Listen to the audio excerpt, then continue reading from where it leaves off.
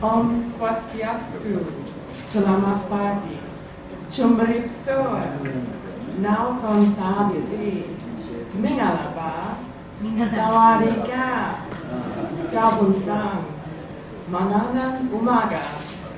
Good morning, ladies and gentlemen. Distinguished guests, colleagues and friends, and welcome to the 7th Annual Summer Institute in International Humanitarian Law and Human Rights. I'm very pleased to be able to start the actual proceedings today and to give you an overview of the program that we will share together over the next 2.5 days. I join my Executive Director, Pakmazuki, in noting that this is a very historic occasion for the Human Rights Resource Center. As he mentioned, we are now officially joining with Udayana University to make this a permanent fixture in Bali, and we are very pleased that that partnership with a key institution from our network has flourished in this manner. We are also very pleased to let you know that this is the first year in which the Summer Institute is joined by participation from all 10 member states from ASEAN. So again, we're extremely happy to have every country represented. The Vietnamese delegates will be arriving this evening, but they will be joining us. In this year, as the chair, Myanmar, has noted, the theme for ASEAN is moving forward in unity towards a peaceful and prosperous community, with the ultimate goal of ASEAN being to reach a peaceful and prosperous community where ASEAN will be outward-looking, playing a leading role in the emerging regional architecture and contributing to the healthy development of the global community. And I think that the topic of the next 2.5 days, preventing violence against women and violence against children in conflict situations and beyond, is, as we have seen from the address by Excellency Bangura, a key global issue that we are all now facing. So I think this is a wonderful opportunity for all of us to gather together to consider this issue and to see ways in which ASEAN and academics and civil society in the region can really contribute to that global conversation in a meaningful way. So, to briefly give you a summary of what the purpose and objectives of this program are before handing over to our first panel. Could I ask, I don't have a clicker, so just asking my assistant. As I've already mentioned, the thematic discussion about violence against women and violence against children in conflict situations really draws from a commitment made by ASEAN member states to eliminate violence against women and violence against children, which was formalized in October of 2013 in the declaration by the leaders on the same. It also draws from a growing global consensus that has emerged over really the past 2 decades, since 1995 and the Beijing Declaration, to address this issue in conflict situations, as we see that civilians are increasingly being targeted as part of military attacks. And one only has to think about the current situation in Gaza, where the fatalities have been 2/3 civilians in the Gaza conflict, to show that increasingly civilians are being targeted, and as a result, women and children. Next slide.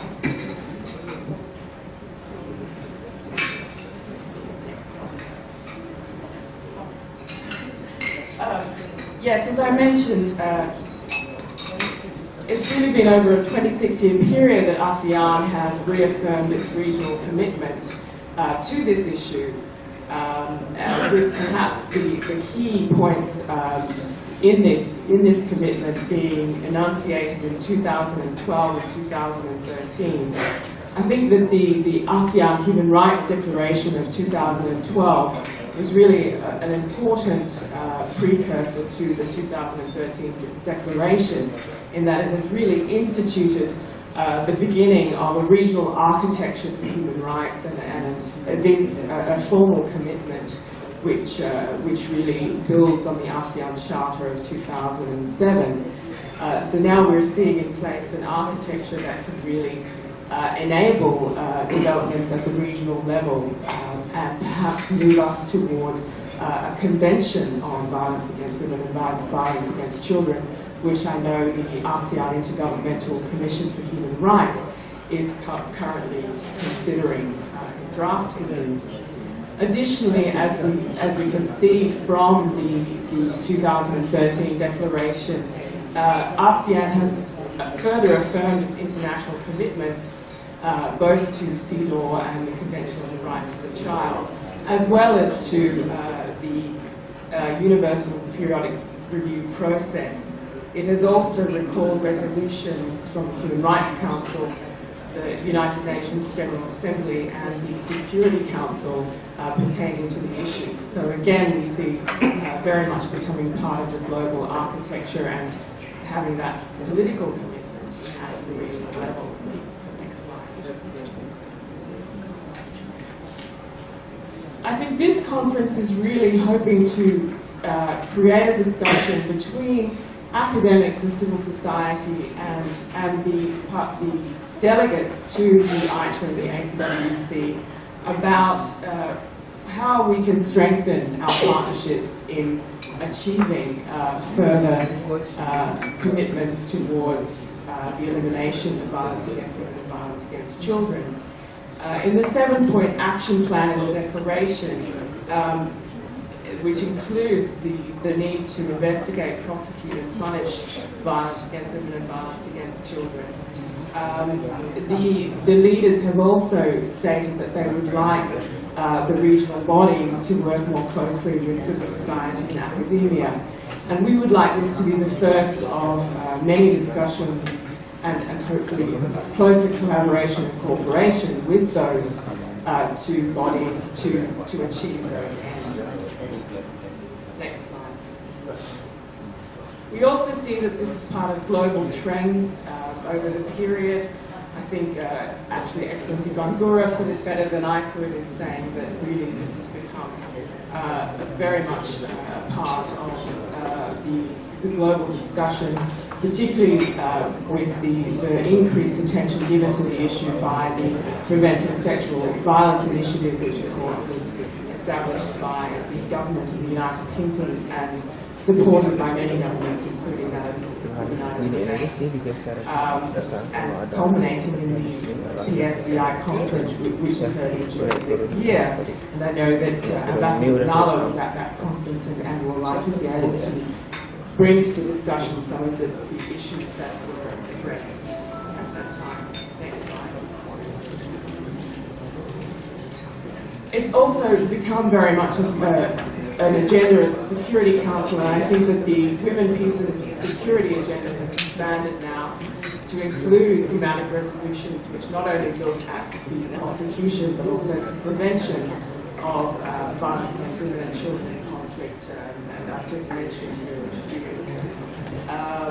And I think that at the thematic level, as I say, it has continued to be substantively applied in country-specific resolutions by the United Nations, which I think is also an interesting global trend. Next slide. I think it's also important to realize it may be one question that may be asked within ASEAN is why we're looking at it in conflict situations, given that many of ASEAN states are currently considered stable and peaceful. Why is it important to see the conflict situation as perhaps a catalyst and a counterpoint to that situation of peace? In addition to it being a global issue, and therefore one that I think needs to garner regional significance, as Excellency Bangura mentioned, it's also important to see that conflict is part of a cycle. I think that we tend to see in the past there has been under academic discussion this idea of conflict and post-conflict, which was very much stagnant and stable, and somehow seen as states either being volatile and going through conflict, or stable and peaceful as the converse to that.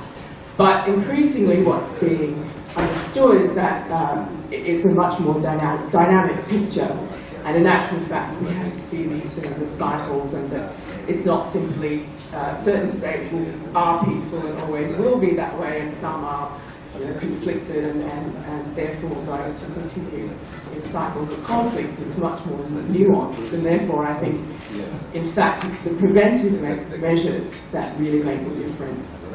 So this conference again is very timely and important. Next slide. So finally, to come to the overall objectives of the discussion, we've put together for you what I hope is both a deep and broad program. And if you go to your agenda, you can see the sessions that really have these 4 key objectives. I think the first 2 sessions, we're really going to be looking at the underlying causes of violence against women and violence against children in both conflict and post-conflict situations, with a specific focus on gender-based violence, and sexual violence, I should add, not only gender-based violence, with the view, as Excellency Bandura mentioned, that this is actually one of the most difficult and challenging aspects of dealing with violence and conflict, and often underreported. So we thought that was an important part of the situation to consider. We then move very much to see why conflicts are emerging, particularly in relation to identity issues and a lack of resources. As Pakmazuki mentioned in his opening remarks, human rights are increasingly becoming not only a contestation between the state and society, but the market also has a role to play. And so one of our sessions will be looking at the private sector and how the private sector plays into issues of resource scarcity. We will also be looking at freedom of religion, bearing in mind the ASEAN Human Rights Declaration, Article 22, under which ASEAN has a commitment to eliminate all forms of discrimination based on freedom of religion, and also because the HRRC is currently conducting a study in this regard. We then want to consider the longer-term impact of violence against women and violence against children, including the repetition of such cycles in internally displaced or refugee communities and its psychosocial consequences. For both sessions 3 and 4, we will be splitting the groups into 2. And we hope that this will create a smaller and more dynamic environment to discuss these issues, and also enable us to cover a broad range of issues over a shorter period of time, 2.5 days. So after the first 2 sessions, I'll split you both into 2 groups. And then finally, next slide, we'll be considering both accountability mechanisms and possible next steps for ASEAN in creating a comprehensive strategy that turns both these international and regional commitments into more tangible outcomes.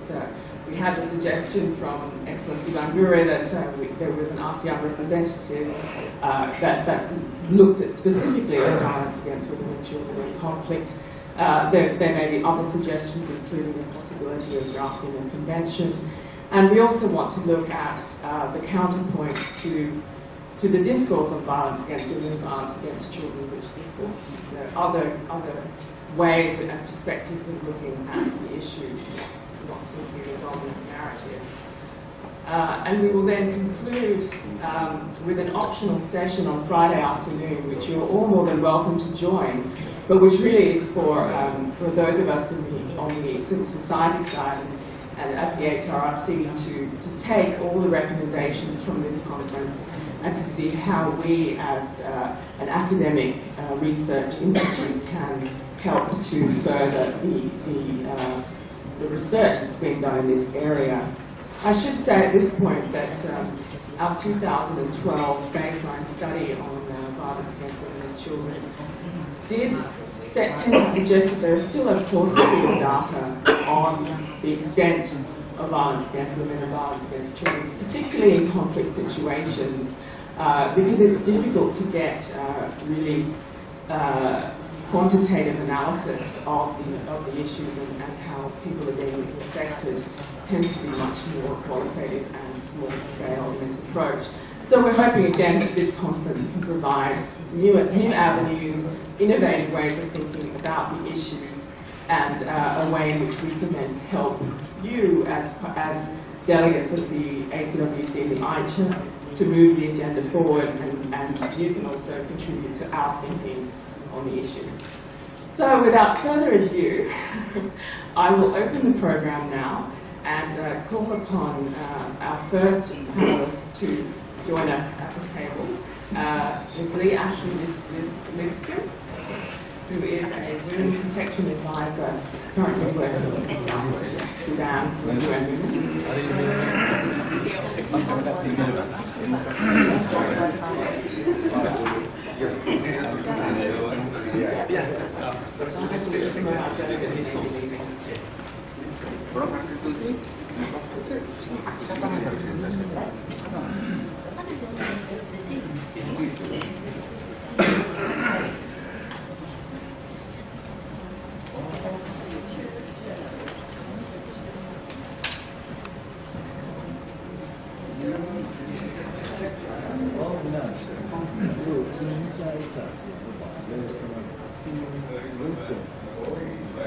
I was just checking that you all have coffee, but I know that you all do, so that's great.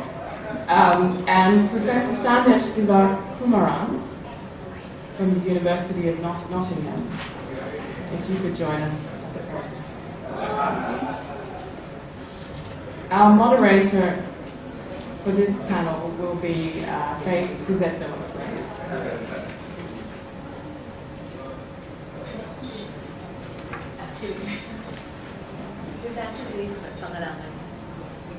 Oh, I'm sorry. I'm terribly sorry. I've asked the wrong person to join us. Sorry, sir. Professor Elizabeth Aguilar-Pangalan.